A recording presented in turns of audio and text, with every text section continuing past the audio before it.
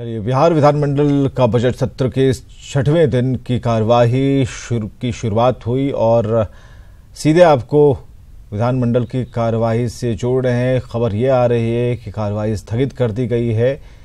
तो फिलहाल सदन के भीतर की तस्वीरें हम आपको दिखा रहे हैं, जहां छठे दिन की कार्यवाही हो हंगामे की भेंट चढ़ी और इस कार्यवाही को स्थगित करना पड़ा।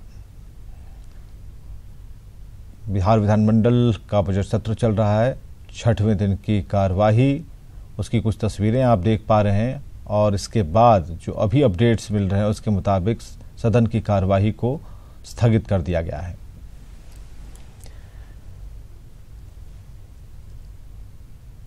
तो जैसा कहा जा रहा था कि बजट सत्र में विपक्ष हंगामे के मूड में है और हंगामा हुआ और हंगामे की वजह से सदन की कार्यवाही को स्थगित करना पड़ा।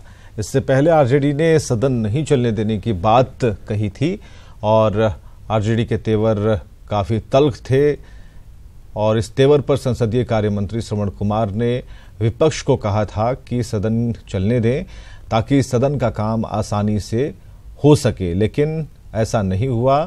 हो हंगामा होता रहा और ऐसे में सभाध्यक्ष ने सदन की कार्यवाही को स्थगित किया है। हमेशा हम लोग चलाते रहे हैं, लेकिन एक बहुत बड़ा मामला है कि बिहार माननीय मुख्यमंत्री के राज में हमेशा शर्मसार हुआ है और इस बार खुद मुख्यमंत्री के चलते मुख्यमंत्री पर आरोप लगा है कि और पास्को कोर्ट ने संज्ञान लिया है। इसलिए इस मामले को हम लोग उठाएंगे कि माननीय मुख्यमंत्री जी हमेशा आप नैतिकता का दुहाई देते रहे हैं, अंतरात्मा की आवाज बोलते थे दूसरे को, आज आपकी अंतरात्मा जगी कि नहीं। विपक्ष तो हमेशा तेवर में है, लेकिन सार्थक तेवर में रहना ज्यादा श्रेष्ठकर है, ज्यादा उचित है।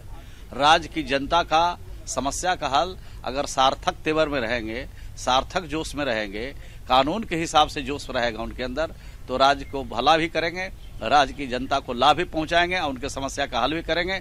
लेकिन अनावश्यक रूप से अगर उनका तेवर है तो उसका तो खामियाजा भुगतना पड़ेगा सबको।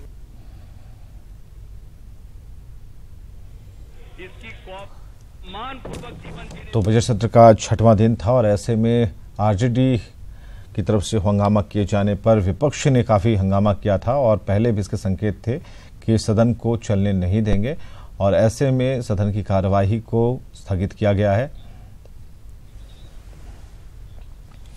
इधर बिहार सरकार ने निजी स्कूलों की मनमानी रोकने की दिशा में एक बड़ा कदम उठाया। निजी स्कूलों की मनमानी पर लगाम लगाने के लिए प्राइवेट स्कूल रेगुलेशन बिल को आज विधानसभा में पेश किया जाना है। नीतीश कैबिनेट की बैठक में इस बिल को मंजूरी मिल गई थी और जानकारी के मुताबिक अब प्राइवेट स्कूलों में मनमाने तरीके से फीस की बढ़ोतरी नहीं होगी और न ही किताब कॉपियों के नाम पर लूट मचेगी। एडमिशन के नाम पर मोटी रकम की वसूली भी नहीं होगी और कई साल से आम लोगों की मिल रही शिकायतों पर राज्य सरकार ने यह कड़ा कदम उठाया है। प्राइवेट स्कूलों की मनमानी रोकने के लिए नया विधेयक कैबिनेट से पारित कर विधानसभा के पटल पर रखा जाएगा। अब महज विधेयक पारित होने की औपचारिकता रह गई है।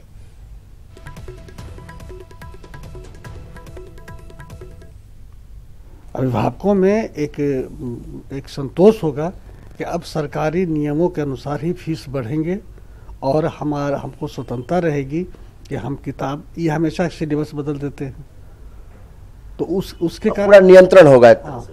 और अब इन सारी चीज़ों से मुक्ति मिलेगी और एक बढ़िया सौहार्द का वातावरण चाहिए। हम नहीं चाहते हैं, कोई कन्फ्रंटेशन नहीं चाहते हैं, टकराव नहीं चाहते निजी विद्यालयों के साथ। लेकिन जो मेन स्ट्रीम है शिक्षा के सवाल पर बिहार में और जो परिवर्तन आया है, बदलाव आया है, उसके अनुकूल सभी लोगों को आचरण करना चाहिए और सहयोग करना चाहिए।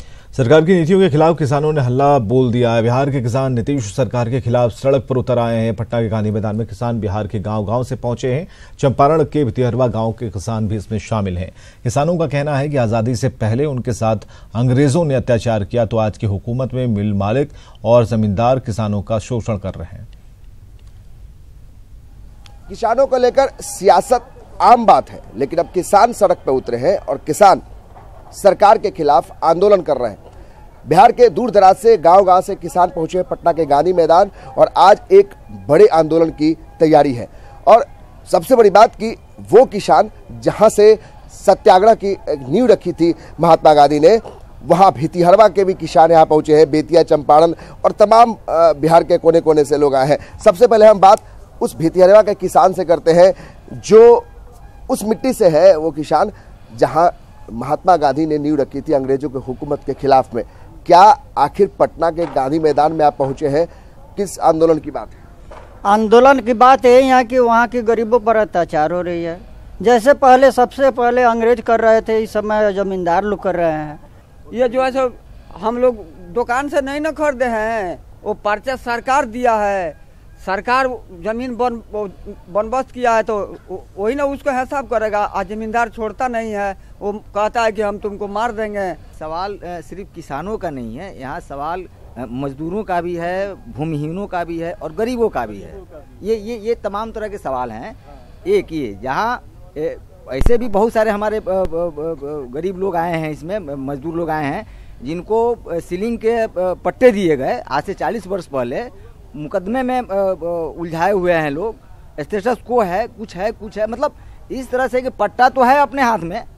बिहार के कोने कोने से सरकार को एक तरीके से अलार्म बजाने के लिए, सरकार को इस बात का एहसास कराने के लिए कि हम एकजुट हैं और किसान और किसानों के साथ मजदूर जो है वो भी मानते हैं कि उनके साथ अनदेखी कर रही है सरकार। केवल और केवल उनके नाम पर, उनके वोट पे सियासत होती रहती है। और न सिर्फ भितिहरवा के किसान बल्कि पूरे बिहार भर के किसान मांग कर रहे हैं कि जो उनको वाजिब हक है, चाहे वो फिर वो गन्ना के किसान जो है वो चाहते हैं कि उनका मुआवजा, जो मिल मालिक हैं, जो जमींदार हैं, जिस तरीके से उन पर हुकूमत चलाते हैं, कम से कम उनके साथ न्याय किया जाए। सरकार के खिलाफ एक हल्ला बोलने की तैयारी है और तमाम किसान यहाँ पहुँचे हैं और यहाँ से सरकार को ये बताने की कोशिश कि आप हमारे बारे में सोचिए, नहीं तो इससे भी बड़ा आंदोलन होगा और आंदोलन जारी रहेगा। कैमरामैन राजेश के साथ अमित कुमार सिंह, न्यूज़ 18 पटना।